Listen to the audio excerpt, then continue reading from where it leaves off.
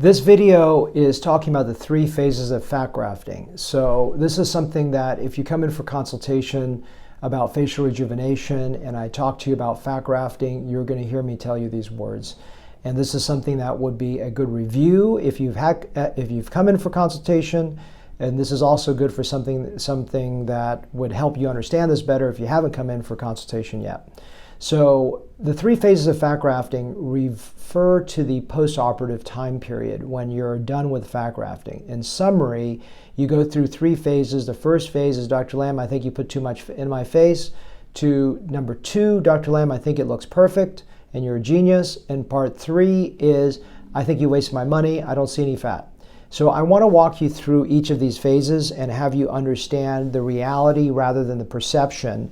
So the first phase is, hey, I think you put too much fat on my face, and I did not. I've done this for 20 years. I know how much fat to put in. I don't put the anterior cheeks. I shot a video this morning on that. I don't make a face look enlarged or weird. But the first few weeks it looks swollen. So I usually like to say with a mantra, the first week no one likes it. The second week you probably won't like it, but other people probably think you look good. And by week 3, I think you're going to really like it. Not everyone. Some people like it by week 1. Some people like it week 4.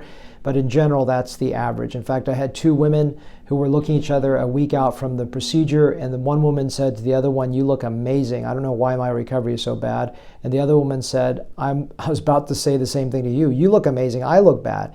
And the reason is that we have an inability to really perceive ourselves in a positive light, especially that first week. So it's something I just want you to understand. I'm just going to correct this little angle. There we go.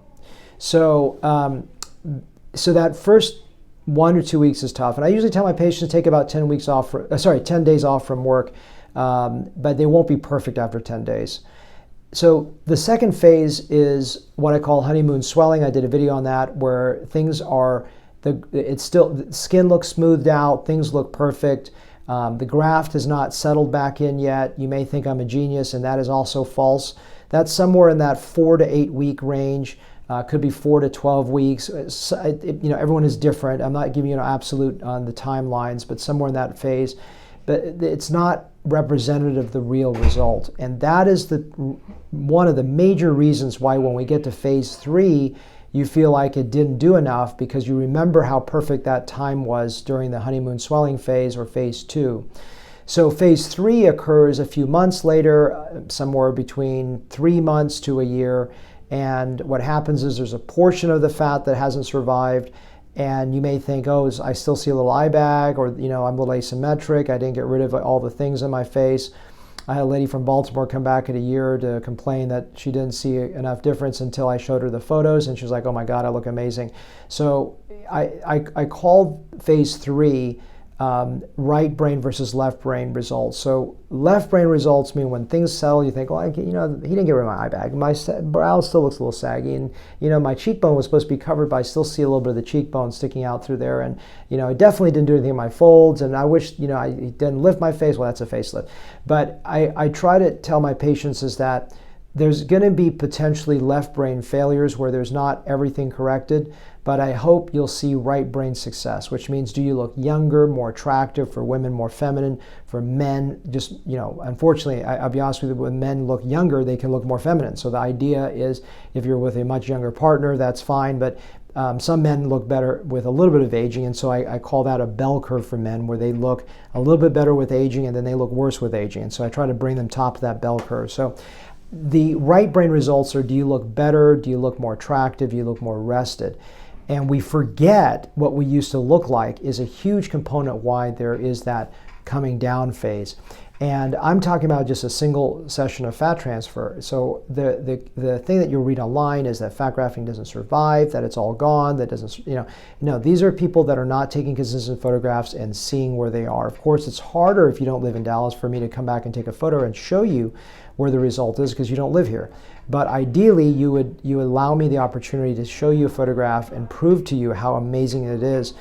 Even my patients that are disappointed, until I show them the photo, they go, okay, I really do look good. I just see this little, crease here didn't go away, especially for women, because women live in the left brain when they evaluate their face. They see a crease near their mouth. They feel like this part looks too full, that part is not full enough.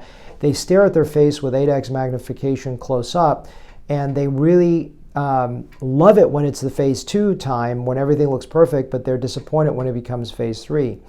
But fat really absolutely unequivocally survives. I've done this for 20 years. I would not be doing a procedure with a large dissatisfaction result that doesn't work. If I've abandoned a ton of procedures, but I absolutely have not abandoned fat, because fat works really, really well. And so that's that third phase of the procedure where people still look amazing. It's just not as perfect as it was at phase 2. The natural question is, if there is some loss of the fat at phase 3, is it worth to do a touch-up? Is it worth to go back and add more fat?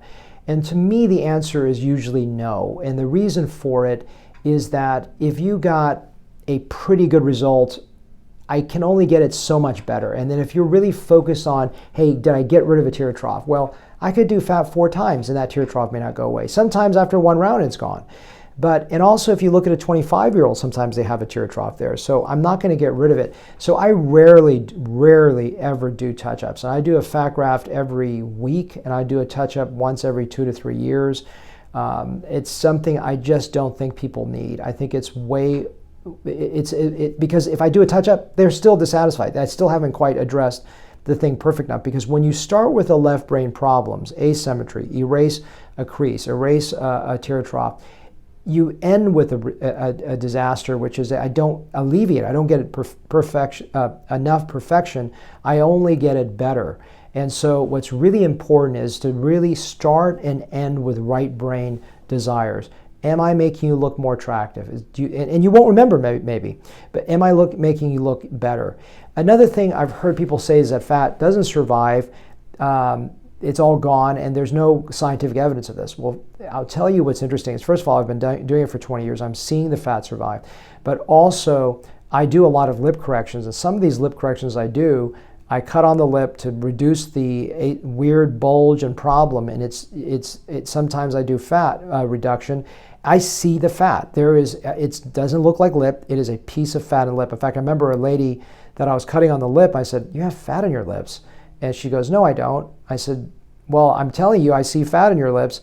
She said, "I never had fat graft." I said, "Well, you've never put fat on your face, because I'm seeing fat in your lips." She goes, "Okay, well, 10 years ago, I had fat grafting in my face, but the doctor never put anything in my lips." So I said, "I hate to tell you this. The reason you have a deformity there is he put fat in your lips, and you probably gained some weight in this area, and that lip was not well done, and it caused problems."